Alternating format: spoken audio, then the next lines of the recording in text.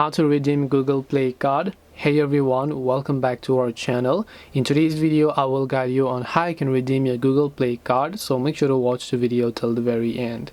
So if you would like to redeem your Google Play card, it's actually quite very simple to do so. For this, all you have to do is actually open up your Google Play Store and then just tap the profile icon located at the top right hand side of the screen. Once you're there, you want to simply make sure to tap on this option known as payment and subscriptions and then tap on it. And when you go to payment and subscriptions, you'll find another option here known as redeem code. And when you tap on redeem code, it will ask you to simply enter the gift card code that you have. So depending upon whatever your code is about, just make sure to enter the code. If you want to scan, you can also scan the gift card directly and then just tap the redeem option in order to redeem your Google Play gift card. This way you can redeem a Google Play card. Hope this video was very helpful. If you have got any more questions, feel free to also leave them down below. Thank you for watching till the end of this tutorial and see you soon in our next video.